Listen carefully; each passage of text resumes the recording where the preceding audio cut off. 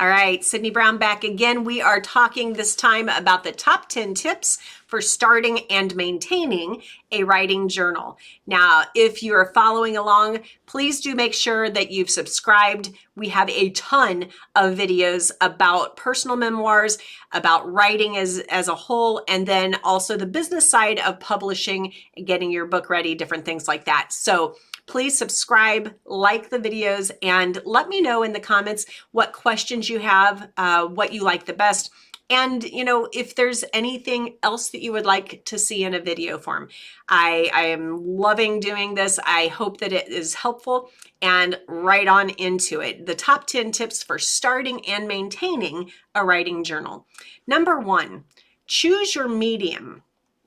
So by that, I just mean it doesn't matter what format it is. In today's technology, we have the ability to do something on a computer that is going to be accessible through a laptop or an iPad or a phone or even your watch. If you have an electronic, like Google Drive or something like that, if you have access to those, which most people do, then you're going to be able to be tech friendly and use that as your medium.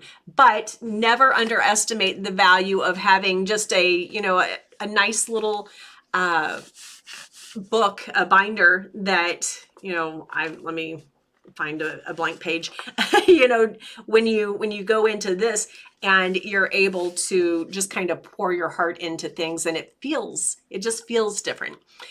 So depending on what you're looking for, whatever medium you choose is up to you. Now you can use just a regular notebook, or even one of those tiny little notepads, the little spiral ones. Whatever it is, keep it handy. That's the most important thing. Make sure you have access to it and that you use it. So number 2, make it a habit.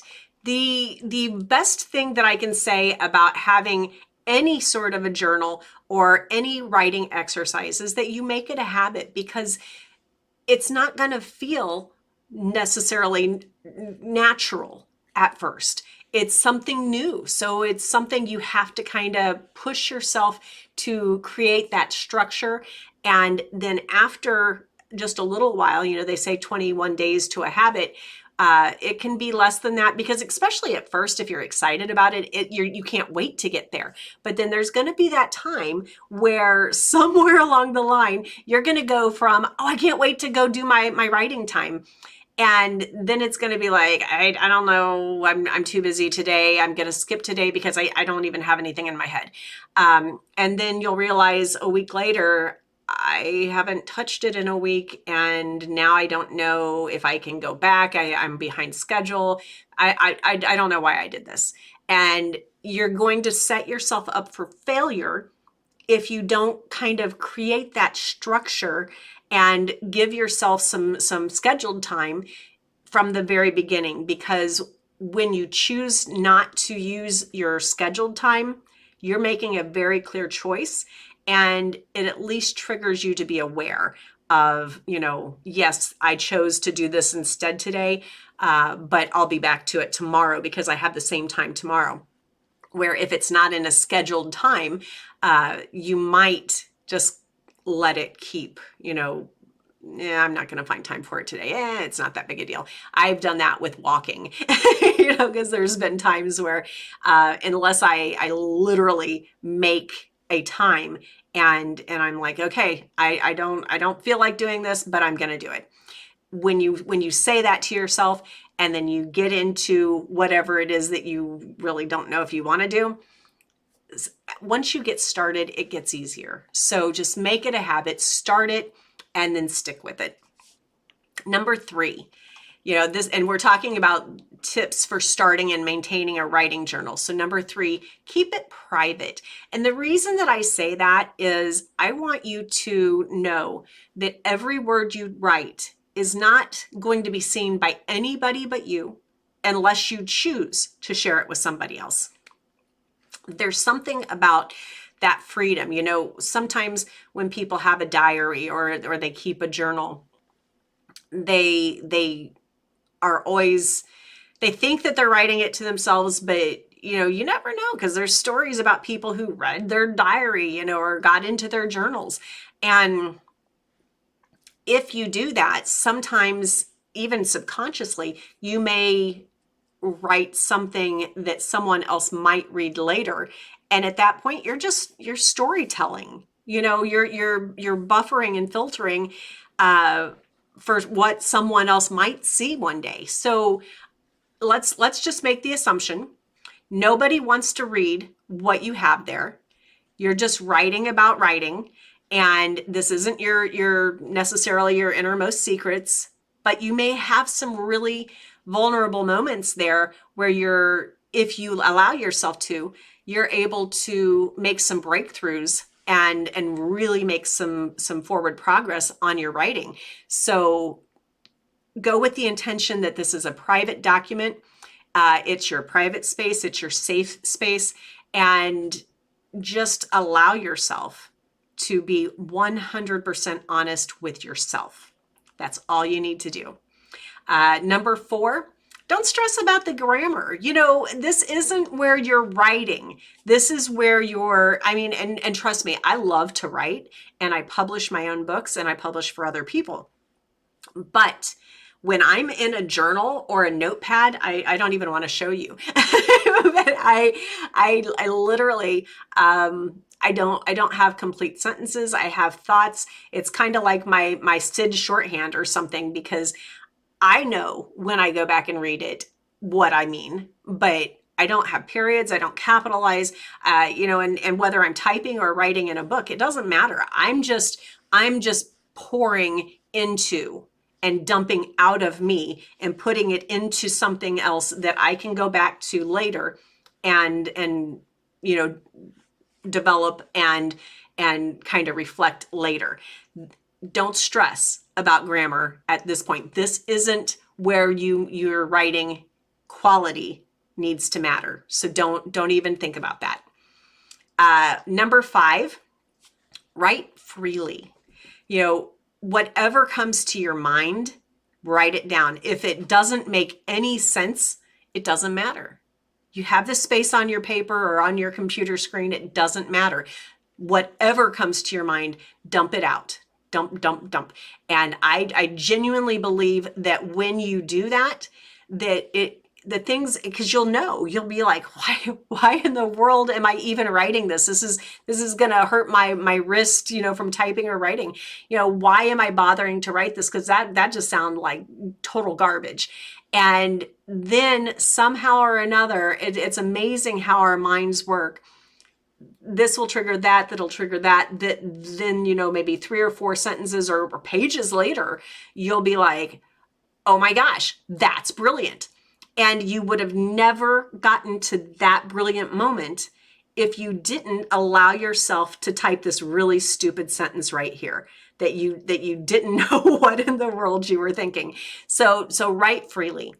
Don't judge yourself. No one's going to judge you. This is the point of your writing journal. Just pour. Number 6, include everything. Write your ideas, your challenges, what you're going through, your achievements, simply about your day. Whatever you need to get something going, just pour out.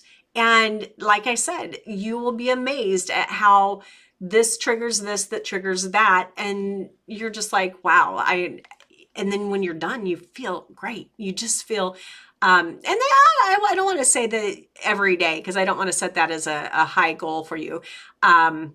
But there are times when you close your journal or you walk away from your computer screen and you're just like, I'm so excited. I can't wait to find more time, because that's really most of our problem. We get the ideas and then we have to find more time to do more writing. But you get so excited because you're like, wow, that was really productive. But don't hold yourself back. Don't say, I'm only journaling ideas and hit word count here. I'm only journaling or tracking this. Don't set your rules so stringent that you miss the ability to track something else that you didn't even know you wanted to track yet. So include everything. Number 7, try different techniques. Now, this is kind of what I was talking about a little bit earlier. Say you realize that when you type or when you write something, you are talking about, when you're talking about yourself, you know, you might say, let's say a character's name is Sam. I might say, Sam looked around the room and wiped a tear away as she recalled all of the memories from living in this house. You know, that's just something that I might, and if I were writing about Sam, like I was Sam, I'm writing in third person and past tense. Now, in doing that, let's say I want to write in my, because that may be what I'm more comfortable with, but in my personal memoir, I want to say me, and I want to let my reader feel engaged in it as if they're going through the journey with me.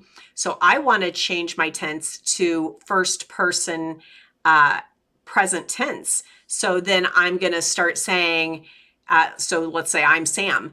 I would say, as I gazed from corner to corner, recalling each memory, I wipe a tear from my eye.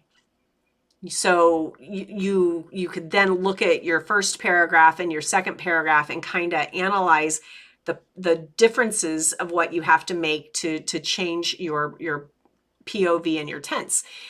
So doing that in your writing journal or on your writing journal, you know, files, if you're doing it on a computer, which is where I honestly do most of mine, doing that just as a practice, that you don't have to have the pressure of it being, you know, this is for something that I'm delivering. It's just, I'm just playing around and putzing around with it.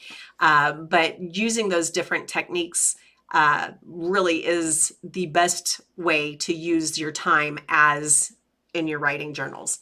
Number 8, review regularly, because here's the thing. If you write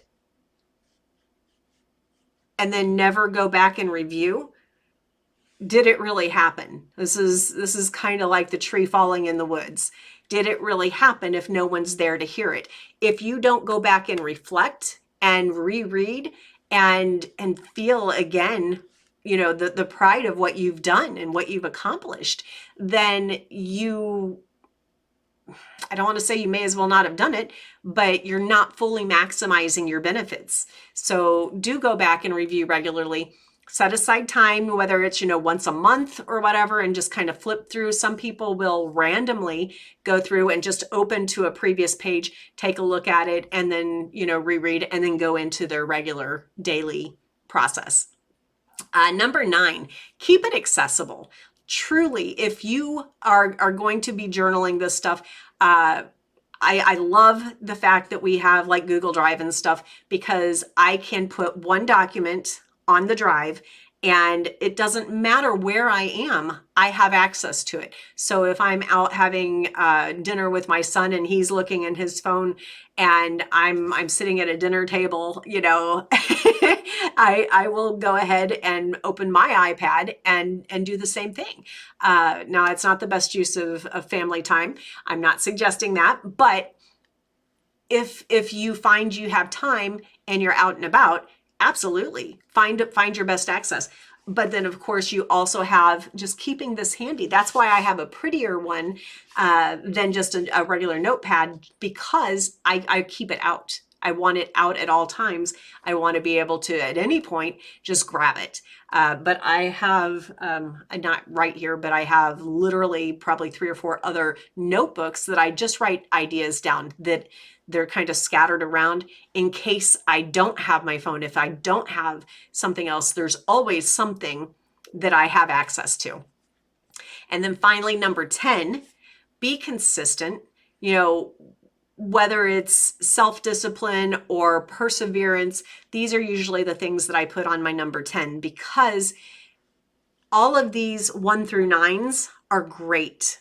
But if you're not whatever I tell you on number 10, then you may not maximize the benefit. So that consistency of every day, or if you're doing it 3 times a week or even once a week, whatever you allow yourself, be consistent with it. Set some self-discipline, set some guidelines for yourself, and do that so that even on the days when you're not writing, or you don't, maybe you just don't feel it, because I love writing. I do it all the time, but there are days that I'm like, ugh, I just don't. I don't want to. But I'll be like, okay, let me get up out of bed, or get up from, come home from work or whatever. I sit myself down and I put time in, because it really, for me, and I think that it would happen for you too, I find that it kind of helps de-stress me from the other things that are cluttering my mind, and it brings me pleasure to know that I've been productive, that I've taken another step toward my goal. And that's the main thing, isn't it? Because if you're here, you're doing this because you have a goal, and you will never hit your finish line if you don't take those little steps. Now, you can be like, I want to take 10 big steps and just be done with it. And that's fine. If that's your personality, if that's how you do things and you have that time, then that's absolutely fine.